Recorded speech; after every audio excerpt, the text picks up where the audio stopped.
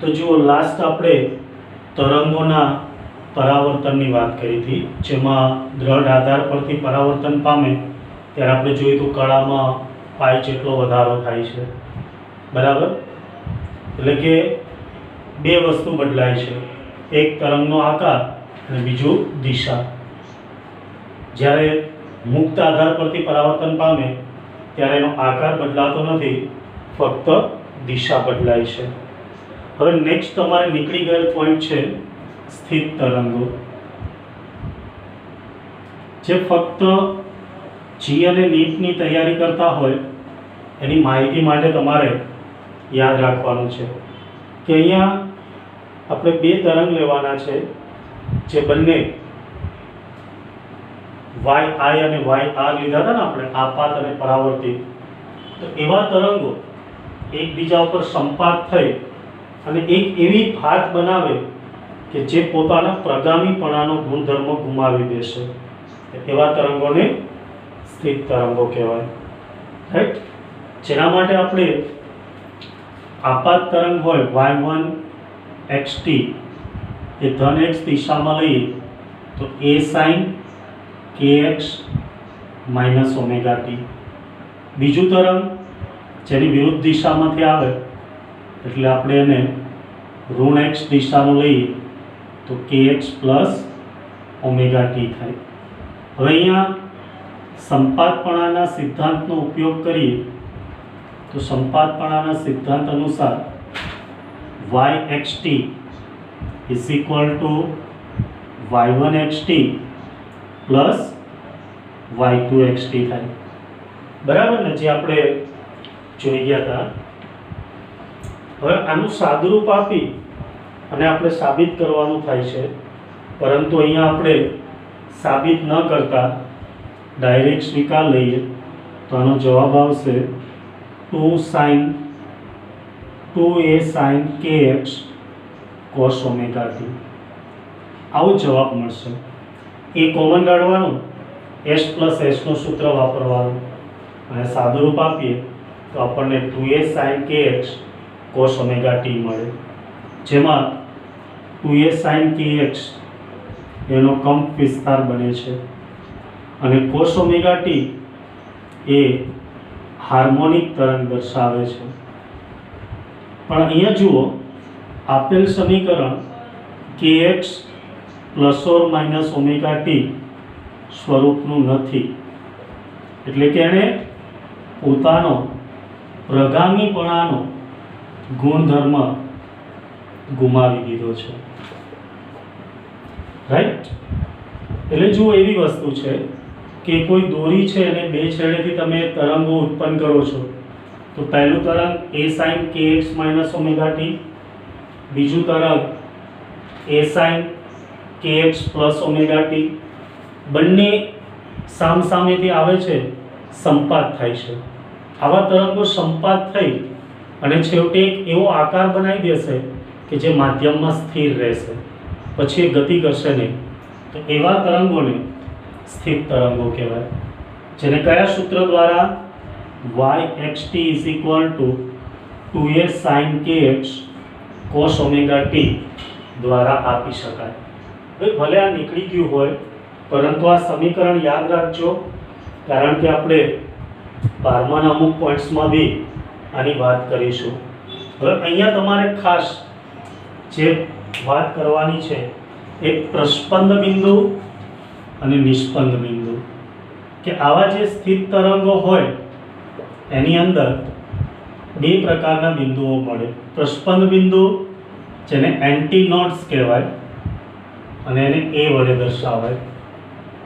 બીજું નિષ્પંદ બિંદુઓ જેને નોડ્સ કહેવાય અને એને n વડે દર્શાવાય, રાઈટ. હવે આ બંનેને વ્યાખ્યાયિત કરવા હોય તો એમ કહી શકાય કે જે બિંદુએ કંપ વિસ્તાર મહત્તમ બને એવા બિંદુઓને પ્રસ્પંદ બિંદુઓ કહેવાય. તો 2a sin kx છે, એમાં sin kx બરાબર પ્લસ ઓર માઇનસ 1 થાય ત્યારે કંપ વિસ્તાર 2a થશે, રાઈટ. તો જે બિંદુઓએ કંપ વિસ્તાર મહત્તમ બને એવા બિંદુઓને પ્રસ્પંદ બિંદુઓ કહેવાય, અને જે બિંદુઓ આગળ કંપ વિસ્તાર શૂન્ય બને એટલે કે sin kx is equal two 0 થાય એટલે ત્યાં કંપ વિસ્તાર કેવો થઈ જાય? શૂન્ય. તો એવા બિંદુઓને નિષ્પન્ન બિંદુઓ કહેવાય. તો નિષ્પન્ન બિંદુઓ માટેની શરત મેળવવામાં આવે તો ત્યાં x equal to n lambda by 2 મળે છે. બરાબર. આ બધું ડિટેલમાં પહેલા ભણવાનું આવતું હતું, હવે છે નહીં. તો એની અંદર તમે એમ કહી શકો કે બે ક્રમિક નિષ્પન્ન બિંદુ વચ્ચેનું અંતર કેટલું થાય? Lambda by 2. રાઈટ. આવી જ રીતના તમે બે ક્રમિક પ્રસ્પંદ બિંદુઓ વચ્ચેનું અંતર મેળવો તો એ પણ લેમ્બડા બાય 2 મળશે. તો તમારે યાદ રાખવાનું બે ક્રમિક પ્રસ્પંદ બિંદુ અને બે ક્રમિક નિષ્પન્ન બિંદુ વચ્ચેનું અંતર લેમ્બડા બાય 2 હોય છે. જેનો આલેખ તમારે જોવો હોય તો તમારી જે ટેક્સ્ટ બુકની અંદર આકૃતિ નંબર 15.13 જુઓ. એમાં જે એ લખેલા છે ને એ બધા પ્રસ્પંદ બિંદુ છે, અને n લખેલા છે ને એ બધા નિષ્પન્ન બિંદુઓ છે. બરાબર. અને ક્રમિક પ્રસ્પંદ અને નિષ્પન્ન બિંદુ વચ્ચેનું અંતર આવે, ક્રમિક પ્રસ્પંદ બિંદુ અને નિષ્પન્ન બિંદુ વચ્ચેનું અંતર આવે તો એ લેમ્બડા બાય 4 થશે. આ એમસીક્યુમાં અવારનવાર પૂછાતું, પરંતુ હવે નીકળી ગયું છે તો તમારે એની કોઈ ચિંતા કરવાની જરૂર નથી. એના પછી એને આધારિત પાઇપ્સ નક્કી કરવામાં આવી હતી, ઓપન પાઇપ્સ અને ક્લોઝ પાઇપ, કે જેના બંને છેડા ખુલ્લા હોય તેવા પાઇપ્સને ઓપન પાઇપ્સ કહેવાય, અને જેનો એક છેડો બંધ અને બીજો છેડો ખુલ્લો હોય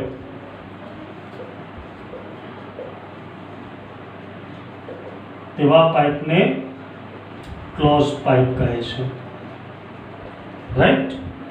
તો આ રીતના બે પ્રકારના પાઇપ્સ હોય છે, ઓપન પાઇપ્સ અને ક્લોઝ પાઇપ્સ. હવે બંને ઓપન પાઇપ્સ અને ક્લોઝ પાઇપની વાત કરવામાં આવે તો જ્યાં છેડો ખુલ્લો હશે ત્યાં હંમેશા પ્રસ્પંદ બિંદુ રચાશે ખુલ્લા છેડા આગળ, અને બંધ છેડા આગળ હંમેશા નિષ્પન્ન બિંદુ. કારણ કે બંધ હોય ત્યાં સ્થાનાંતર હંમેશા શૂન્ય હોવાનું. તો એને આધારિત પાઇપ્સ જે છે એની અંદર હાર્મોનિક્સ મેળવવામાં આવે છે. તો યાદ રાખજો કે હા, દરેકને સમજણ પડે ને? ઓકે. જો આ નીકળી ગયું છે, પણ એટલા માટે માહિતી આપું છું કે ગમે ત્યાં જરૂર પડે તો તમે આનો ઉપયોગ કરી શકો એમ. બરાબર. ઓકે, ચલો.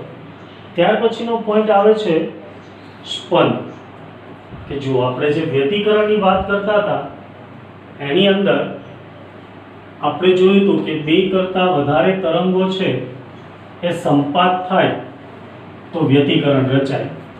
બરાબર ને? હા. હવે વ્યતિકરણની અંદર જો આપણે એવા બે તરંગો લઈએ કે જેનો કંપ વિસ્તાર સમાન હોય અને આવૃત્તિ સહેજ જુદી પડતી હોય તો એના લીધે જે અસર જોવા મળશે એને સ્પંદ કહેવાય. રાઈટ. જે કોઈ પણ વાયોલિન વગાડતું હોય એની પાસે તમે જશો તો એ ટ્યુન કરવા માટે આ સ્પંદનો ઉપયોગ કરે છે, અને જ્યાં સુધી કોઈ સંવેદી કાનમાં કોઈ સ્પંદ ન સંભળાય ત્યાં સુધી તેઓ ટ્યુન કરતા જાય છે. બરાબર. ચલો, તેને સમજવા માટે આપણે બે તરંગ લઈએ, જેમાં પહેલા વડે સ્થાનાંતર y1 કો અથવા તો s1, આપણે અહીંયા s1 કહીએ તો is equal two a cos ω1t. બીજું તરંગ લઈએ s2 is equal two a cos ω2t. તો દેખો અહીંયા આપણે એવા બે તરંગ લીધા છે કે જેની અંદર આવૃત્તિ સહેજ જુદી પડે છે. એકની ઓમેગા 1 છે, બીજાની ઓમેગા 2 છે. આ કોના ઉપરથી કીધું છે? તો કે yxt is equal two, yes તમે જુઓ આપણું જે સૂત્ર છે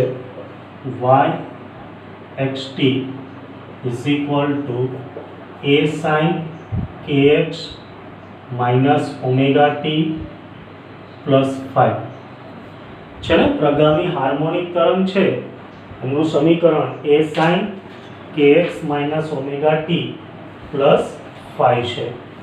આની અંદર જો x બરાબર 0 લઈએ અને phi બરાબર π/2 લઈએ તો આ સમીકરણ yxt બરાબર શું થાય? a sin x 0 છે તો kx 0 થાય, તો 0 માઇનસ ઓમેગા t 5 પ્લસ π/2, તો π/2 પ્લસ થીટા જેવું થાય છે, બરાબર ને.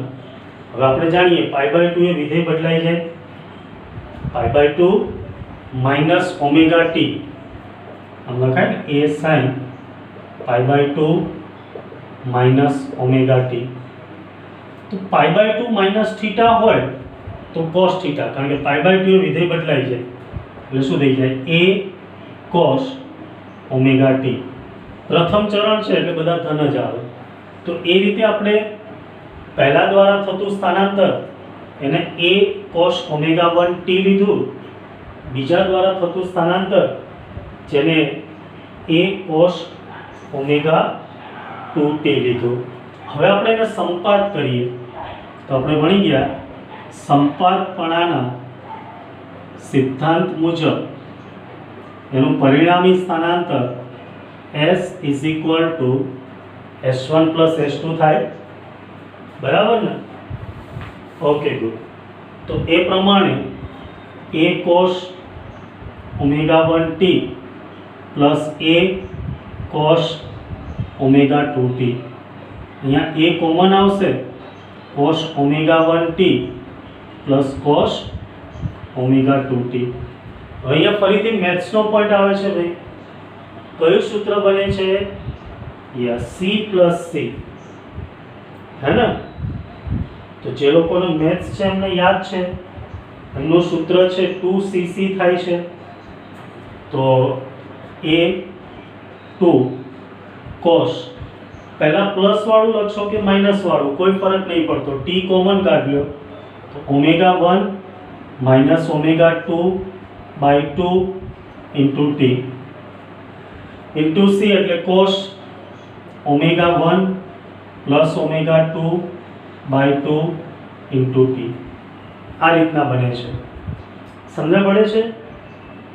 હા, અહીંયા તમારે જે લોકોને મેથ્સ છે એને ખબર છે c પ્લસ c એટલે સૂત્ર આવે 2cc. જો આ રીતના cos alpha plus cos beta હોય તો 2 cos આલ્ફા પ્લસ બીટા/2 ઇન્ટુ cos આલ્ફા માઇનસ બીટા/2 થાય છે. તો એ પ્રમાણે આપણે અહીંયા સાદુરૂપ આપેલું છે. સમજ પડે છે દરેકને? હા, તો આને આપણે ઓમેગા બી કહી દઈએ તો 2a cos ઓમેગા બી ટી, અને આને ઓમેગા એ કહી દઈએ તો cos a omega A T થશે. આવું સમીકરણ બનશે જે તમને ટેક્સ્ટ બુકની અંદર આપી દીધેલું છે કે ભાઈ આવું સમીકરણ એનું બને છે જ્યાં ઓમેગા એ બરાબર ઓમેગા 1 પ્લસ ઓમેગા 2/2 અને ઓમેગા બી બરાબર ઓમેગા 1 માઇનસ ઓમેગા 2/2. દેખાય છે ને અહીંયા સુધી? ઓકે, ચલો. તો અહીંયા જે કંપ વિસ્તારનું મૂલ્ય છે એ ઓમેગા બી ટી નું મૂલ્ય છે એને અનુસાર બદલાય છે, બરાબર. અને જ્યારે કંપ વિસ્તાર મહત્તમ થાય ત્યારે આની કિંમત કેટલી રહી જાય? 1. તો કંપ વિસ્તાર મહત્તમ થયો ને 2a, હા કે ના? સમજ પડે છે? તેથી એની પરિણામી તીવ્રતા 2 ઓમેગા બી લઈએ, કારણ કે 2 સામે જતા રહે, તો ઓમેગા 1 માઇનસ ઓમેગા 2 બરાબર 2 ઓમેગા બી કહી શકાય. હા, અને જો એને આવૃત્તિમાં લઈએ તો આપણે એમ કહી શકીએ કે ઓમેગા બરાબર 2 પાઈ ન્યુ થાય છે. તેથી અહીંયા 2 પાઈ ન્યુ લો તો આ ન્યુ 1 માઇનસ ન્યુ 2, તો ઓમેગા 1 માઇનસ ઓમેગા 2 કયો અથવા આવૃત્તિને ન્યુ 1 માઇનસ ન્યુ 2 કહો, તો એને સ્પંદ માટે આપણે એમ કહી શકીએ કે 2 વખત મહત્તમ અને 2 વખત શૂન્ય બને. સમજ પડી? તો આમ સ્પંદની ઘટનામાં કંપ વિસ્તાર એકમ સમયમાં ન્યુ 1 માઇનસ ન્યુ 2 વખત મહત્તમ અને ન્યુ 1 માઇનસ ન્યુ 2 વખત શૂન્ય બને. તો સ્પંદની સંખ્યા એટલે ન્યુ 1 માઇનસ ન્યુ 2. ઘણી જગ્યાએ ઓમેગા 1 માઇનસ ઓમેગા 2 પણ લખે છે. તો આપણે કાન છે એ સ્પંદ સાંભળી શકે એના માટે એની સંખ્યા 6 થી 7 કરતાં વધારે ના હોવી જોઈએ. જો એના કરતાં વધારે હોય તો આપણે સાંભળી શકતા નહીં.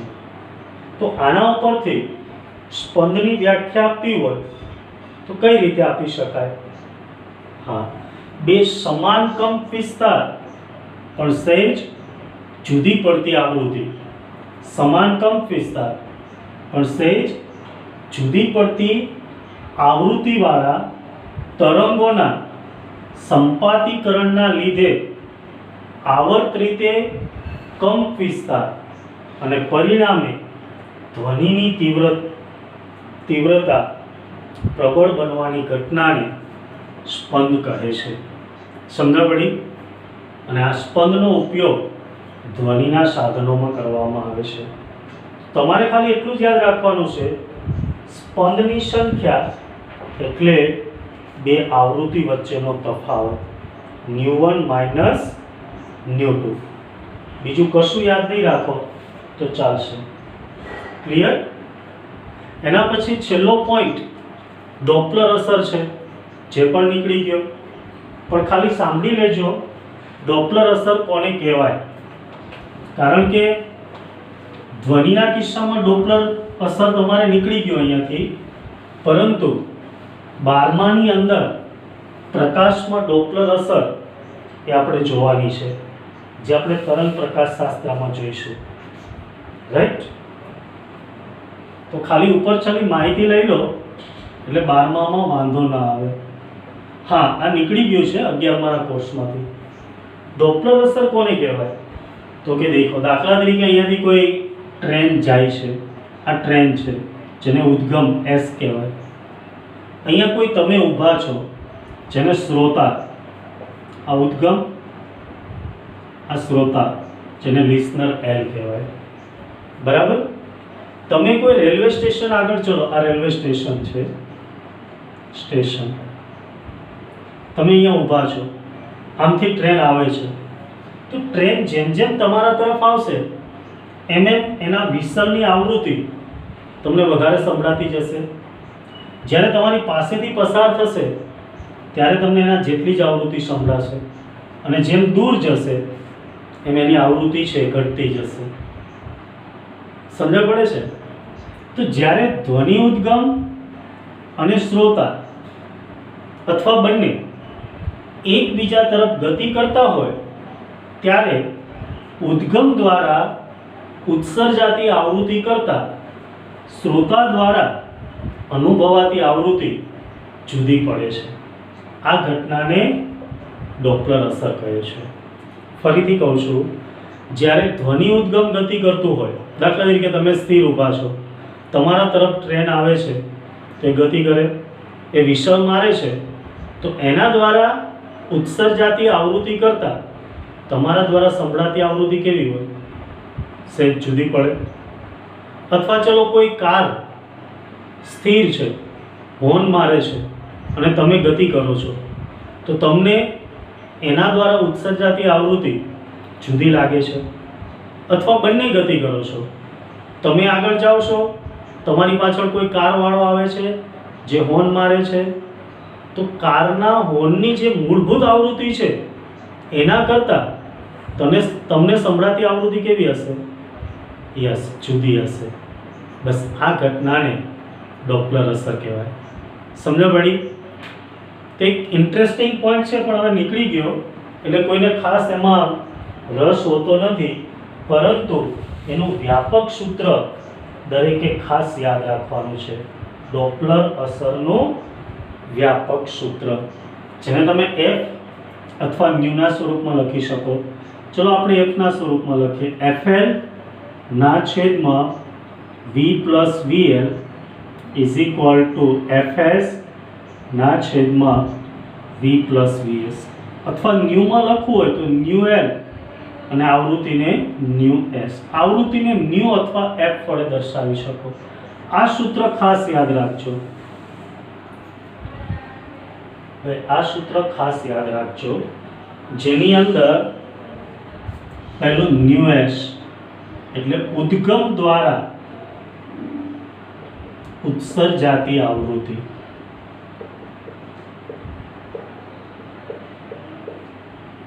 ન્યુ એસ એટલે ઉદ્ગમ દ્વારા ઉત્સર્જાતી આવૃત્તિ. ન્યુ એલ શ્રોતા દ્વારા અનુભવાતી આવૃત્તિ. રાઈટ? વીએસ એટલે ઉદ્ગમનો વેગ. વીએલ એટલે શ્રોતાનો વેગ. અને વી એટલે હવામાં ધ્વનિનો વેગ. કોઈ પણ માધ્યમ, પાણી હોય તો પાણીમાં ધ્વનિનો વેગ. રાઈટ? સમજ પડી આ સૂત્ર? બસ આટલું યાદ રાખવાનું છે. ડોપલર અસરમાં બીજું કશું યાદ રાખવાનું છે નહીં. બાકી બધું તમારે થિયરી, ઉદાહરણ નીકળી ગયેલા છે. બરાબર ને? સમજ પડી દરેકને? ઓકે, ચલો તો હવે આપણે આનું સ્વાધ્યાય જોઈએ. સ્વાધ્યાયના દાખલા તમે જાતે ટ્રાય કરો તો પણ આવડી જાય એવા છે. ચલો વન બાય વન આપણે દાખલાઓ જોતા જઈએ. પહેલા 15.1 દરેક મારી સાથે ગણી દેશે. બસ આમાં આટલું કરવાનું હતું. નીકળી ગયેલી થિયરીઓમાં તમારે બીજું કંઈ ખાસ જોવાનું રહેતું નથી. આટલું કરી દો એટલે તમારે 11, 12 અને જી નીટમાં કોઈ પ્રોબ્લેમ ના થાય. ચલો સ્વાધ્યાયમાં 15.1 દરેક જોડે માહિતી લખતા જશે.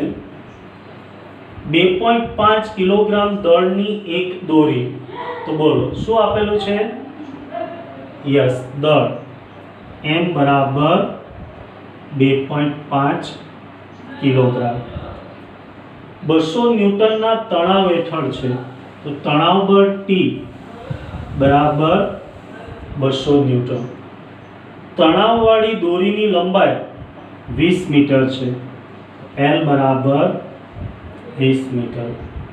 જો દોરીના એક છેડે લંબગત આંચકો આપવામાં આવે, એટલે કે તરંગ આપવામાં આવે, તો તે વિક્ષોભને બીજા છેડે પહોંચતા કેટલો સમય લાગશે? તે બીજા છેડે પહોંચતા લાગતો સમય T શોધવાનો છે. હવે સમય છે કોના ઉપરથી મળે? યસ, વેગ ઉપરથી. તો આપણે લંબગત તરંગનો વેગ શોધવો પડે, અને એનું સૂત્ર આપણે ભણી ગયા, √T/μ. એટલે પહેલા મ્યુ શોધવાના. તો મ્યુ બરાબર m/l. યાદ છે ને? એકમ લંબાઈ દીઠ દળ, રેખીય ઘનતા મ્યુ બરાબર m/l. ચલો m એટલે 2.5 ભાગ્યા l એટલે 20. 2.5 ભાગ્યા 20 કરો જોઈએ. બરાબર છે 0.125. કિલોગ્રામ પર મીટર। ચલો મ્યુ મળી જાય તો આપણને લંબગત તરંગની ઝડપ મળી જાય। લંબગત તરંગની ઝડપનું સૂત્ર યાદ છે? 2 દિવસથી આપણે જોઈએ v બરાબર √t/μ। ચલો તો સાદુરૂપથી તમારે જ આપવું પડશે। વર્ગમૂળમાં t એટલે 200 ભાગ્યા મ્યુ એટલે 0.125। 200 ભાગ્યા 0.125 કરો 1600 આવે છે, એનું વર્ગમૂળ લો એટલે કેટલા આવે? 40 મીટર પર સેકન્ડ। સમજ પડી? 0.125 એટલે 1/4, 4 ઉપર જતા રહે, હે ને? સોરી 1/8 સોરી, તો કેટલા આવશે? 1600 અને 1600 નું વર્ગમૂળ લો એટલે 40। તો તમારે શું શોધવાનું છે? યસ, સમય। તો હવે આપણે જાણીએ વેગનું સૂત્ર, વેગ બરાબર અંતર ભાગ્યા સમય। તો અંતર એટલે દોરીની લંબાઈ અને બીજા છેડે પહોંચવા લાગતો સમય t હોય તો v L/t। તેથી t બરાબર L/v। ચલો L એટલે 20 ભાગ્યા v કેટલા મળ્યા? 40, તો 1/2 એટલે 0.5 સેકન્ડ। આવડી જાય? બસ આ રીતના સિમ્પલ પ્રશ્નો પૂછવામાં આવે છે, રાઈટ?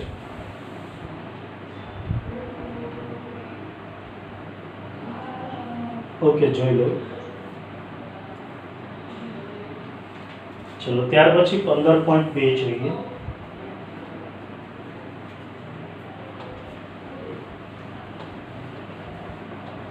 જો આમ તો ડાયરેક્ટ આપણે આ સ્વાધ્યાય લેવાનું હતું, પણ વચ્ચેના પોઈન્ટ છે એનો ઉપયોગ આવે છે, તો ભલે નીકળી ગયા હોય તેમ છતાંય એક નજર દરેકે નાખી લેવાની છે। મેં જે પોઈન્ટ કીધા એ ખાસ। ચલો 15.2, 300 મીટર ઊંચા ટાવરની ટોચ પરથી, દેખો આ રીતના કોઈ એક ટાવર છે જેની ઊંચાઈ અને આપણે h અથવા d કહી શકીએ, તો h બરાબર 300 મીટર। પડવા દીધેલો એક પથ્થર છે એને મુક્ત પતન કરાવવામાં આવે, તો દેખો મુક્ત પતન કરે તો એનો પ્રારંભિક વેગ 0 અને a બરાબર શું થાય? g, right? ટાવરના પાયા આગળના જળાશયના પાણીમાં ખાબકે, અહીંયા કોઈ એક જળાશય છે એની અંદર આ પથ્થર છે ખાબકે છે, તો ખાબકવાનો અવાજ ટોચ પર ક્યારે સંભળાય? આપણે અહીંયા જુઓ, આ પથ્થર એક તો નીચે આવે તો એના માટે t1 સમય લાગે, t1 સમયે પાણીમાં અથડાય, હવે પાણીમાં અથડાય એટલે અવાજ ઉત્પન્ન થાય, એ અવાજને ઉપર જવા માટે t2 સમય લાગે। આપણે t t1 + t2 શોધવાનું કીધું છે। હવામાં ધ્વનિની ઝડપ v બરાબર 340 મીટર પર સેકન્ડ આપેલ છે અને g બરાબર 9.8 મીટર પર સેકન્ડ સ્ક્વેર। ચલો કોઈ કહેશે શું કરવાનું ભાઈ? જુઓ, ધ્વનિની ઝડપ તમને આપી દીધી છે, તો ધ્વનિને અહીંથી અહીંયા સુધી પહોંચવા લાગતો સમય t2 મળી જાય। કેવી રીતે? વેગ બરાબર અંતર ભાગ્યા સમય। તમને વેગ આપી દીધો, અંતર આપી દીધું, તો સમય મળી જાય। તો ધ્વનિ માટે સમય t2 મળી જાય, પથ્થરને અહીંયા સુધી પહોંચવા સમય કેટલો લાગે એ કયા સૂત્ર દ્વારા મળે? યસ, અચળ પ્રવેગી ગતિનું સૂત્ર। હા, પહેલા પથ્થર માટે કયું સમીકરણ? d બરાબર v0t + 1/2 at²। ભાઈ આપણે કીધું હતું જ્યારે અંતર અને સમય બંને હોય તો માત્ર ને માત્ર આ જ સૂત્ર વાપરી શકાય। ક્લિયર? હવે અહીંયા d એટલે h બરાબર 300 v0 0 છે, મુક્ત પતન પામે એટલે 0 પ્લસ 1/2 a એટલે g 9.8 અને t તરીકે t1 લઈએ તો t1 સ્ક્વેર. t1 શોધવાના છે તો આ બધાને સામે મોકલી દેવાય. તો t1 સ્ક્વેર બરાબર 2 સામે જાય તો ગુણાકારમાં એટલે 300 ગુણ્યા 2 ભાગ્યા 9.8. 600 ભાગ્યા 9.8 કરો જોઈએ અને પછી જે આવે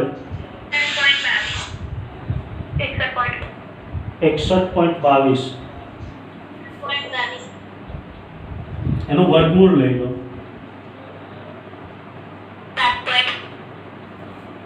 61.22 નું વર્ગમૂળ લો કેટલા આવે છે? કેટલા? Okay 7.82 second. ચલો હવે ધ્વનિ માટે વાત કરીએ. ધ્વનિ માટે આપણે જાણીએ v અંતર ભાગ્યા સમય તો d/t2. આપણે જોઈએ t2 તો d/v. અંતર તો તમને આપેલું છે 300 અને ધ્વનિનો વેગ 340. 300 ભાગ્યા 340 કરો જોઈએ. Okay 0.88 second. આથી કુલ સમય t બરાબર t1 પ્લસ t2. ચલો t1 કેટલા મળે છે? 7.82 અને t2 મળ્યા 0.88. ચલો આ બંનેનો સરવાળો કરો જોઈએ. 8.7. ઓકે 8.7 સેકન્ડ આવડશે? સમજા પડી?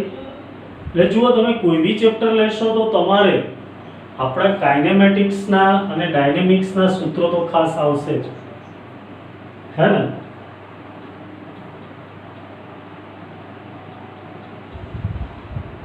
ચલો સમજણ પડી ગઈ? ઓકે તો નેક્સ્ટ 15.3 જુઓ.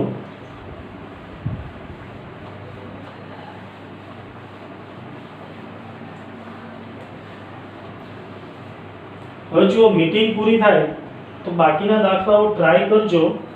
કાલે આપણા રેગ્યુલર ટાઈમ પ્રમાણે ચાલુ હશે એમાં એ પૂરા કરી દઈશું, બરાબર ને? પણ દરેકે ગણવાના ખાસ. ચલો 15.3 માહિતી લખીએ. સ્ટીલના એક તારની લંબાઈ 12 મીટર. L બરાબર કેટલા આપ્યા છે? 12 મીટર. અને દળ એટલે m 2.10 કિલોગ્રામ છે. તારમાં લંબગત તરંગની ઝડપ સૂકી હવામાં 20°C તાપમાને ધ્વનિની ઝડપ જેટલી, એટલે કે ડાયરેક્ટ ના આપતા એને લાંબુ કર્યું છે, 343 મીટર પર સેકન્ડ છે. તે માટે તારમાં તણાવ કેટલો હોવો જોઈએ? જો T શોધવાનો છે. કોઈ કહેશે મને કયું સૂત્ર આવશે? Yes, V = T/μ. તો અહીંયા પહેલા આપણે મ્યુ શોધવા પડે, બરાબર ને? તો હવે રેખીય ઘનતા μ = m/l. ચલો m કેટલા છે? 2.10 ભાગ્યા l 12. 2.10 ભાગ્યા 12 કરો. યસ 0.175 કિલોગ્રામ પર મીટર.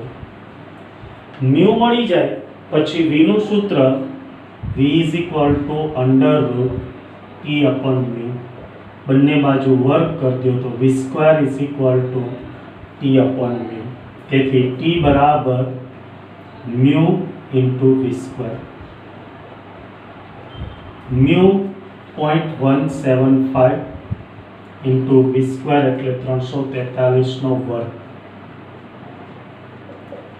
ચલો આનું સાદું રૂપ આપી દો. 343 ગુણ્યા 343 કરો, પોઈન્ટ ગુણ્યા પોઈન્ટ 175 કરો. યસ, 20588